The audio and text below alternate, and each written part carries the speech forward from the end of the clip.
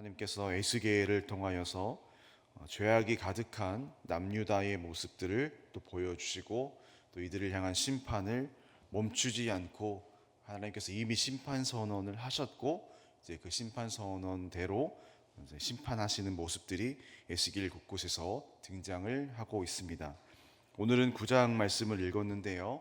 우리 앞에 8장의 말씀을 먼저 보면은 8장에서 어제 하나님께서 에스겔을 이끄셔서 어떠한 장면들을, 네 가지 장면들을 보여주셨습니다. 어떤 장면이냐면 네 가지의 우상숭배의 장소, 우상숭배의 현장을 보여주셨습니다.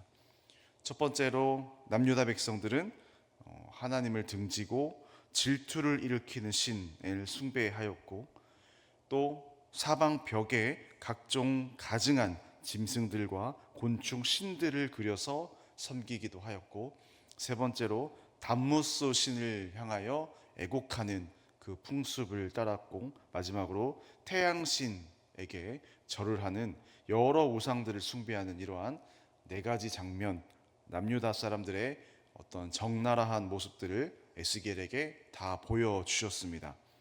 이 모습을 다 보고도 에스겔도 하나님께 뜻을 돌이켜 달라는 요청을 하지는 못합니다.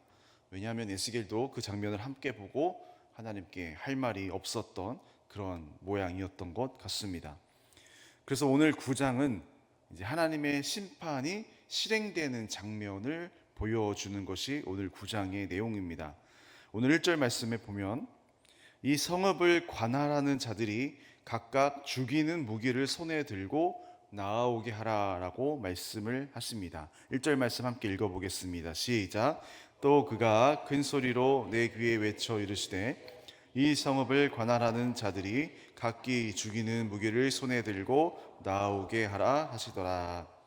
이 관할하는 자들이라는 말을 원어로 보면은 이 성읍을 관리하는 사람들이 아니라 이 성읍을 처형하는 자들, 이 성읍을 판결하는 자들, 이 성읍을 벌하는 자들이라는 뜻입니다. 에스겔이 또 2절에서 또 보게 되는데 또 어떤 사람들이 다가오냐면 그 중에서 6명의 사람들이 다가옵니다. 어떤 모습으로 6명의 사람들이 다가오는지도 2절 말씀을 함께 읽어보겠습니다. 시작.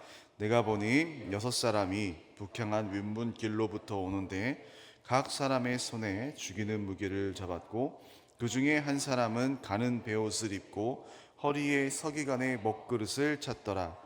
그들이 들어와서 놋 제단 곁에 섰더라. 에스겔이 또 보았는데 6명의 사람들이 손에 아주 무서운 죽이는 무기를 가지고 있으며 걸어 올라오고 있다라는 모습을 보게 되어졌고요. 그 6명 중에 한 사람은 가는 베옷을 입고 허리에 서기관의 먹그릇을 찬 모습을 보이고 있다라는 것을 알려주고 있습니다. 아무래도 이 6명은 사람의 모습이었지만 하나님이 보내신 하나님의 사자들로 보여집니다. 이 중에 한 사람이 입고 있었던 그 가는 베옷은 주로 하나님의 사자가 입었던 옷임과 동시에 제사장들이 입었던 옷으로서 특히 성경 출애굽기에 이 옷들이 몇 번 제사장들이 입고 있는 이 옷으로 묘사가 됩니다. 그리고 그 가는 베옷을 입었었던 제사장 옷을 입었던 그 하나님의 천사가 이마에 표를 그리기 시작을 합니다. 이마에 표를 그려 죽임을 당할 자와 살아남을 자를 구분하기 시작합니다. 이것은 마치 제사장이 정결한 사람과 부정한 사람을 구별하는 그 제사장의 모습을 똑같이 연상시키는 장면입니다. 죽이는 무기를 든 사람들은 말 그대로 멸망을 위해 예루살렘으로 가지만 가는 베옷을 입은 사람은 그 중에서 멸망받을 사람들 중에서 구원받을 사람들의 표를 남기기 위해서 같이 함께 오는 것입니다. 그리고 드디어 우리 하나님께서 명령을 하시는데요. 4절과 5절과 6절 말씀을 통하여서 하나님이 명령을 하시는데 어떤 명령을 하시는지 우리 함께 읽어보도록 하겠습니다. 시작. 여호와께서 이르시되 모든 가증한 일로 말미암아 탄식하며 우는 자의 이마에 표를 그리라 하시고 그들에 대하여 내 귀에 이르시되 너희는 그를 따라 성읍 중에 다니며 불쌍히 여기지 말며 국류를 베풀지 말고 쳐서 늙은 자와 젊은 자와 처녀와 어린이와 여자를 다 죽이되 이마에 표 있는 자에게는 가까이 하지 말라. 내 성소에서 시작할지니라 하시매 그들이 성전 앞에 있는 늙은 자들로부터 시작하더라. 자, 말씀만 읽어도 참으로 안타까운, 또한 또 안쓰러운 하나님의 심판의 장면, 하나님의 심판의 말씀입니다. 그런데 우리는 기억해야 할 것이 있습니다. 하나님은 전쟁을, 또한 사륙을 좋아하시는 분이 절대로 아니다라는 사실입니다. 우리가 이 말씀을 보면서 분명히 깨달아야 할 것은 하나님의 마음입니다. 얼마나 하나님께서는 자기의 백성들을 이렇게 멸망시키기까지, 심판하시기까지 하나님의 마음은 얼마나 아프셨을까? 우리는 이 본문을 읽으면서 그 하나님의 마음을 읽어내야 합니다.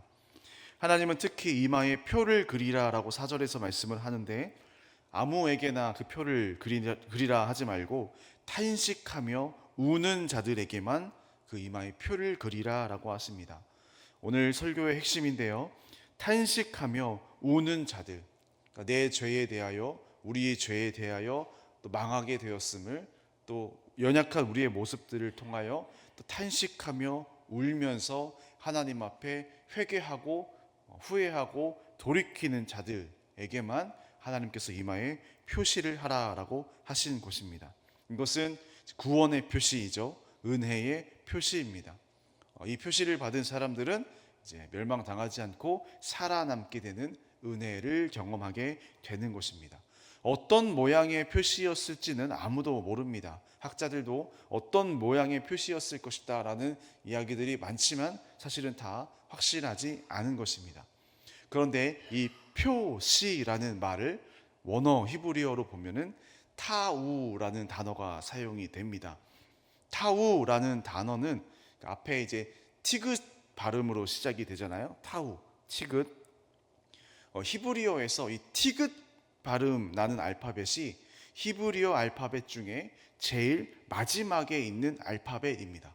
그러니까 영어로 치면 Z, 우리 한글로 치면 히읗과 같은 가장 마지막 위치가 바로 이 티귿 받침이 되는 타우라는 말입니다. 그래서 고대 랍비들은 이 표시가 어떤 모양의 표시였을지는 모르지만 이 표시라는 말, 타우라는 단어가 히브리어 단어 중에 제일 마지막 알파벳이기 때문에 결국 어떻게 이들이 해석을 하냐면 구원의 마지막 완성의 표시라는 해석을 하기도 합니다.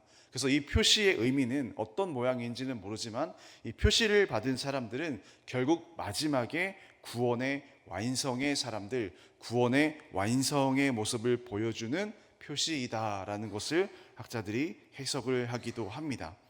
그러니까 은혜와 긍휼로 표시를 받은 자들인 거죠.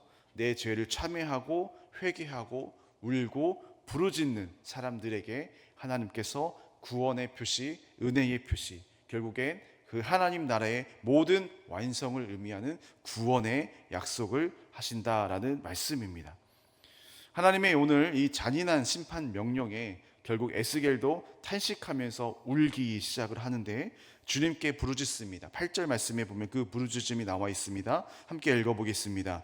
그들이 칠 때에 내가 홀로 있었는지라 엎드려 부르짖어 이르되 아하 주 여호와여 예루살렘을 향하여 분노를 쏟으시오니 이스라엘의 남은 자를 모두 멸하려 하시나이까. 이렇게 하나님께 질문을 하죠. 하나님 정말 이스라엘 모든 남은 자들을 다 멸하려 하십니까? 울면서 회개합니다. 울면서 부르짖습니다. 이 하나님은 다시 한번 뒤에 말씀들을 보면 냉정하게 말씀하십니다. 정의로우시고 공정하신 하나님은 이 심판의 말씀을 되돌리지 아니하시고 처리하지 아니하시고 그대로 진행을 합니다. 그래서 우리가 아까 읽었었던 말씀, 무서운 말씀, 어린아이건 여자건 남자건 다 멸하라는 그 하나님의 말씀대로 이제 남유다 백성들이 심판을 당하는 겁니다. 오늘 우리가 중요하게 생각할 것은 구원의 표를 받은 사람들입니다. 어떤 이들에게 표를 주었나요? 다시금 자복하고 다시금 잘못을 깨닫고 울었던 자들, 그들은 하나님께서 구원의 표시를 주셔서 은혜로 말미암아 살려주셨다라는 것입니다. 저는 하나님이 오늘날 신령과 진정으로 예배하는 사람들을 이 시대에 찾으신다라고 말씀 곳곳에서 말씀하시잖아요. 그럴 때에 진정으로, 신령과 진정으로 예배하는 자들은 어떻게 예배하는 자들일까? 과연 그 예배는 어떤 예배일까라는 고민을 하게 될 때에 제가 생각하는 답은 하나더라고요. 뭐냐면 나의 죄의 문제를 가지고 주님 앞에 나아가서 회개하는 예배, 나의 죄의 문제를 가지고 주님 앞에 나와서 자복하며 울며 나아가는 그 예배라고 생각이 됩니다. 그냥 아무 우리가 감정 없이, 또 우리가 아무 준비 없이, 또는 아무 진지함 없이 예배에 나아가는 것이 아니라 항상 예배에 나아갈 때마다 나의 죄의 문제를 진지하게 주님 앞에서 다루고, 나의 연약함을 주님 앞에서 진지하게 다루고, 그래서 나를 도와주시기를 간절히 원하는 그 간절한 마음을 가지고 주님께 나아가는 것, 이것이 오늘날 우리가 드려야 하는 신령과 진정의 예배가 아닐까 생각을 해보게 됩니다. 미국의 돈 셀리어스라는 예배학을 가르치시는 교수님이 계십니다. 이분이 예배의 감각이라는 책을 쓰셨는데, 그 책에 보면 이런 글귀의 내용이 있습니다. 와닿아서 그 글귀를 그대로 제가 가져와 봤는데 한번 읽어보겠습니다. 많은 사람이 기계적으로 별 다른 감흥 없이 예배에 참여하는 것은 참으로 안타까운 일입니다. 너무나도 자주 우리는 우리의 지극히 작은 부분만을 들고 예배에 참여합니다. 일주일도 되지 않아 사라질 값싼 은총과 교훈을 위해서, 혹은 인생의 조언을 얻기 위해서, 또는 내 가벼운 즐거움을 위해서 예배에 참여합니다. 그렇게 가볍게 예배에 참여하는 것과 우리 삶 전체를 강대상과 성찬의 식탁에 올리는 것은 전혀 다릅니다.